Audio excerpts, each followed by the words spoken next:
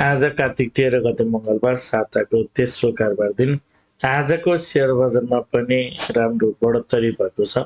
करिब 46 अङ्कले बढेर नेप्से इन्डेक्स 2692 बिन्दु आसपासमा आइपुगेको छ। कारोबार रकम 6 अर्ब 12 करोड भन्दा बढीको छ। आजको सेयर बजारको अवस्था के कस्तो रहेको छ, विभिन्न टेक्निकल टुल्सहरूको अवस्था के कस्तो रहेको छ, टेक्निकल्ली नेप्सेको मुभमेन्ट के कस्तो रहेको छ, समीक्षा गर्नको लागि सधैँ चाहिँ आज पनि नेप्से एनालाइसिस लिएर म उपस्थित भइसकेको छु। नमस्ते, म हरि लामिछाने हजुरहरूलाई मेरो यस युट्युब च्यानलमा हार्दिक स्वागत गर्दछु।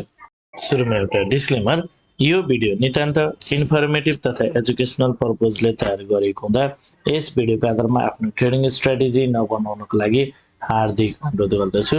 स्टडीको लागि, कम्पेरिजनको लागि र रिफरेन्सको लागि मात्र यो भिडियो प्रयोग गर्नको लागि सबै रेस्पेक्टेड अडियन्सहरूमा निवेदन गर्न चाहन्छु। स्क्रिनमा नेप्सेको प्राइस चार्ट देख्न सकिन्छ। आज पनि नेप्सेमा एउटा बुलिस क्यान्डल नै बनेको छ। बुलिस मरकजो टाइपको क्यान्डल छ आज पनि र कारोबार रकम 6 अर्बभन्दा माथिको छ। एभरेज कारोबार रकम हाराहारीमा नै आजको कारोबार आएको देख्न सकिन्छ र बजार चाहिँ राम्रो 40-50 अङ्कले चाहिँ बढेर गएको छ। सकारात्मक रूपमा हामी लिन सक्छौँ।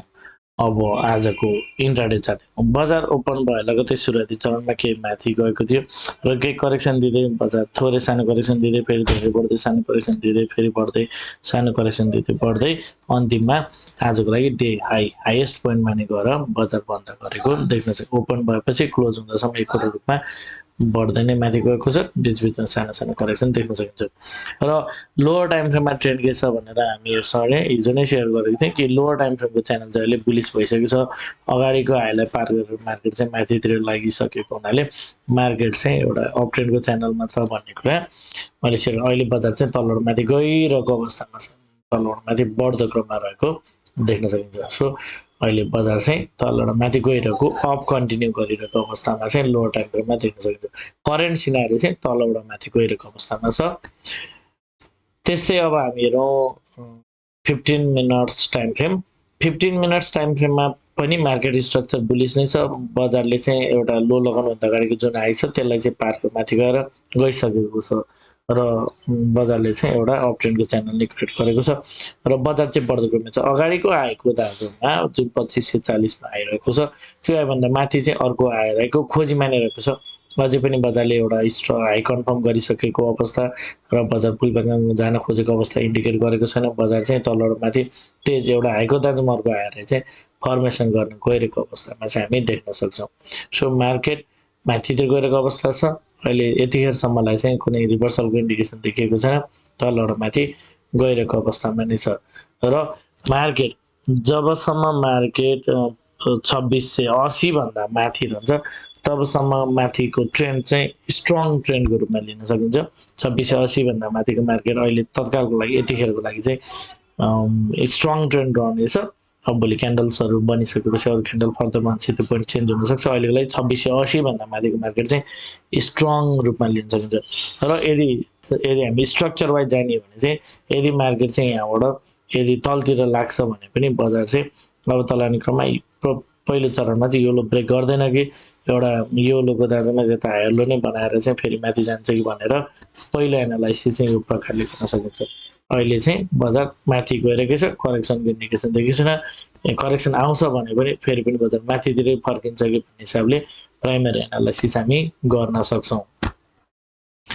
अब जाउँ आवरली टाइम फ्रेममा। आवरली टाइम फ्रेममा मार्केट मोमेन्टम बुलिस छ, मार्केट स्ट्रक्चर चाहिँ बुलिस छ। मार्केटको यो प्याटर्न चाहिँ ओभरअल सेटअप चाहिँ बुलिस सेटअपमा रहेको बुझ्न सकिन्छ। मार्केटले अगाडिको हाईलाई पार गरेर चाहिँ माथितिर गएर एउटा हायरै फर्मेसन गरिसकेको हुनाले यो तल आइरहेको मुभ एउटा नर्मल करेक्सन मात्र हुन सक्ने र यसले यसपछि चाहिँ फेरि पनि बजार माथि गएर यो हाईलाई नै पार गर्छ कि भनेर हेर्न सकिन्छ भन्ने कुरा सधैँ नै सेयर गरेको कुरा हो र यो लो हायर लो चाहिँ कहाँनिर फर्मेसन गर्छ भन्ने सन्दर्भमा मार्केटको लागि धेरै लेभल्सहरू हामीले हेर्न सक्छौँ र बजार जति तेज भए पनि 2440 देखि 2540 को लेभल, यो लेभलबाट चाहिँ अन्तिममा एक्सट्रिम यो लेभलबाट चाहिँ मार्केट फेरि पनि माथितिर रिभर्स हुन्छ कि भनेर हेर्न सकिन्छ भन्ने कुरा थियो। तर बजारले चाहिँ 2610 को लेभलबाट नै माथितिर जाने प्रयास गरिरहेको छ। सो अब चाहिँ मार्केटले यदि 2610 लाई ब्रेक गर्दैन भने बजार चाहिँ यही माथितिर जान सक्ने र यो हाईलाई चाहिँ पार गर्न सक्ने सम्भावना चाहिँ राख्न सक्छ। तर अहिले बजार चाहिँ तलबाट माथि एकदम एग्रेसिभली अब माथि गइरहेको छ र बजार यसरी माथि गइरहने क्रममा बजारले चाहिँ यो अगाडिको हाईलाई चाहिँ पार गर्छ कि भन्ने चाहिँ पहिलो चरणमा हामी हेर्न सक्छौँ। यसको सिम्पली रिजन म यहाँ हजुरहरूलाई सो गर्छु। जस्तै बजारले चाहिँ यसरी एउटा हाई क्रिएट गरेको थियो, त्यसलाई पार गर्न हायर बनाए। सो यदि यो हायर लो हुने हो भने चाहिँ बजारले चाहिँ अब पक्कै पनि यो हाईलाई पार माथितिर जानुपर्ने चाहिँ हुन्छ। सो यो चाहिँ हामीले आवरली टाइम फ्रेममा चाहिँ पहिलो स्ट्रक्चर चाहिँ यसरी हेर्न सक्छौँ। सो यदि 2610 लाई चाहिँ अब बजार माथि जाने क्रममा यो हाईलाई पार गर्न सक्दैन, तल 2610 आउँछ भने मिन्स यदि अब यहाँबाट बजार माथि जाने प्राइस गर्यो, यदि माथि जाने क्रममा यो हाईलाई पार गर्न सक्दैन र यो लेभलबाट चाहिँ फेरि पनि बजार फल हुन्छ भने र तल आउने क्रममा यो लोलाई चाहिँ जुन 2610 लो छ यसलाई ब्रेक गर्छ भने मार्केट 2540 देखि 2440 को लेभलसम्म चाहिँ आउन सक्ने प्रबल सम्भावना चाहिँ रहन सक्छ भन्ने कुरा सेयर गर्न चाहन्छु। अहिले मार्केट चाहिँ आवरली टाइम फ्रेममा चाहिँ करेक्सन सकाएर माथितिर गइरहेको हो कि भन्ने अवस्थामा चाहिँ देखिन्छ। डेली टाइम फ्रेममा जानुभन्दा अगाडि एउटा जानकारी, अब तिहार लागिसकेको छ, अब भोलि तिहार अघिको भोलि अन्तिम कारोबार दिन हो।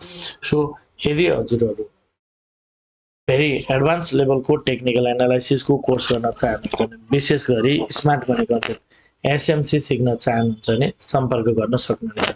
दीपावली, शुभ दीपावली तथा छठ पर्वको अवसरमा आज र भोलि जसले सम्पर्क गर्नुहुन्छ, सम्पर्क गर्नुहुने साथीहरूलाई चाहिँ फीमा चाहिँ 25% डिस्काउन्ट रहेको कुरा सेयर गर्न चाहन्छु।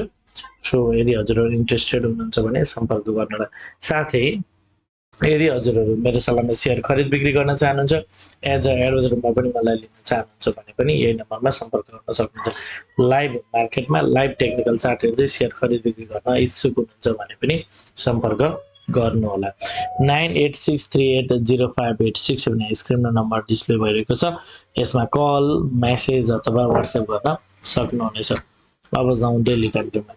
डेली टाइम फ्रेममा यो जुन यसरी घटिरहेको यो अन्तिम रेड क्यान्डल छ, यसले नै बजार चाहिँ केही माथितिर रिभर्स गर्न सक्छ भन्ने कुरा चाहिँ सेयर गरेको थिएँ र यो क्यान्डल भ्यालिड हुन्छ कि हुँदैन चेक गर्नुपर्छ भन्ने कुरा थियो। हिजोको क्यान्डलले चाहिँ यसलाई भ्यालिड गरेको छ र आजको क्यान्डलले कन्टिन्यू गरेको। हिजोको क्यान्डल चाहिँ एउटा भ्यालिड टाइपको भ्यालिडिटी दिने खालको क्यान्डल हो भने आजको क्यान्डल चाहिँ कन्टिन्युसन क्यान्डल हो। यसले चाहिँ कस्तो किसिमको इन्डिकेट गर्छ भन्दा, यसरी तलबाट बजार माथि गयो, पहिलो एनालाइसिस चाहिँ माथि गयो र एक लेभलमा चाहिँ यो करेक्सन सकाएर अब फेरि माथितिरको ट्रेन्ड कन्टिन्यू गर्न पर्ने हो भन्ने चाहिँ यसले अर्थ राख्छ। र अब चाहिँ जबसम्म 2610 ब्रेक हुँदैन तबसम्म एनालाइसिस यस्तै रहन्छ। यदि मार्केटले 2610 लाई ब्रेक गर्छ भने चाहिँ त्यसपछि फेरि पुनः यो करेक्सन नसकेको नि एउटा जस्ट मार्केट एउटा माइनर स्विङ अथवा एउटा म्यानिपुलेसन मात्र प्रयोग भएर बजार चाहिँ पुनः 2440 देखि 2540 को लेभलसम्म चाहिँ आउन सक्ने र त्यसपछि बल्ल बजार चाहिँ यसरी माथितिर जान्छ कि भनेर हेर्न सकिन्छ। सो अब मार्केटको लागि चाहिँ एउटा अहिले चाहिँ कस्तो प्याटर्नमा मार्केट छ भन्दा, यसरी माथि हुने एउटा सुरुमा यसरी बढेको मार्केट, त्यसपछि एउटा करेक्सनमा गएको र करेक्सन सकाएर माथितिर एउटा चाहिँ रिकभरी फेजमा चाहिँ मार्केट गइरहेको अवस्थामा चाहिँ यसलाई लिन सकिन्छ।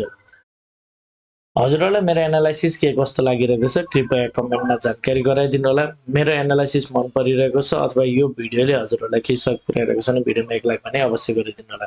मलाई केही सल्लाह सुझाव अथवा प्रतिक्रिया कमेन्ट मार्फत जानकारी दिन सक्नुहुनेछ। पहिलोपटक यो भिडियो हेर्दै हुनुहुन्छ भने च्यानल सब्स्क्राइब गरेर नियमित रूपमा जोडिनु होला भन्न चाहन्छु। अब कन्क्लुजनतर्फ जाउँ। डेली टाइम फ्रेममा यसरी करेक्सनमा गएको बजार करेक्सन सकेर माथितिर रिकभरी फेजमा गएको हो कि फेरि अप कन्टिन्यू गरेको हो कि भन्ने पाथमा रहेको छ। सेम सिनेरियो आवरली टाइम फ्रेममा पनि बजार चाहिँ अहिले चाहिँ योभन्दा अगाडि चाहिँ घट्दो क्रम बढी देखिएको थियो। यसरी तेज गर्ने, थोरै बढ्ने, धेरै घट्ने, थोरै बढ्ने, धेरै घट्ने भएर अहिले चाहिँ जति घटेको थियो त्योभन्दा धेरै चाहिँ बढिसकेको छ। सो यसले चाहिँ कतै अब माथितिरको यात्रा चाहिँ तयार गर्छ यसरी भनेर हेर्न सकिन्छ। तलबाट माथि गइरहेको अवस्थामा छ। 15 minutes time frame, lower time फ्रेममा मार्केट स्ट्रक्चर बुलिस छ, अगाडि हालेर पार गरेर माथितिर गइरहेको छ। यसले माथितिर जाने क्रममा एउटा केही करेक्सन दिएर माथि गएको भए अझै राम्रो हुन्थ्यो, तर पनि बजारले त्यो एउटा राम्रो करेक्सन नदिए पनि जुन एउटा एक लेभलमा साइडवेज बसेको थियो त्यो साइडवेजलाई चाहिँ एउटा ब्रेकडाउन गरेर चाहिँ माथि गएको हुनाले एक लेभलमा यसलाई भ्यालिड सेटअपको साथ माथि गएको छ भन्न पनि हामीले सक्छौँ र बजार चाहिँ 15 टाइम फ्रेम पोजिटिभ छ तल र माथि गइरहेको छ अब माथि जाँदाखेरि अलिकति मोमेन्टम लुज भएको जस्तो देखिन्छ जसले गर्दा नियर फ्युचरमा चाहिँ एउटा मार्केट चाहिँ इन्टरनली करेक्सन जान सक्ने स्थितिहरू चाहिँ बन्न सक्छ तर अहिले तत्काल करेन्ट सिनारी चाहिँ हामीले इन्टरप्रेट गर्नुपर्दा तल र माथि गइरहेको अवस्थामा छ भन्ने हामीले रिभर्सलको इन्डिकेसन दिइसकेको छ चान्सेस बढी छ किनभने मार्केटले मोमेन्टम लुज गरेछ तर हामीले हेर्दा चाहिँ यसरी माथि गइरहेको अवस्थामा छ भनेर कन्क्लुजन गर्न सक्छौँ आजको लागि यति नै हवस् त धन्यवाद नमस्ते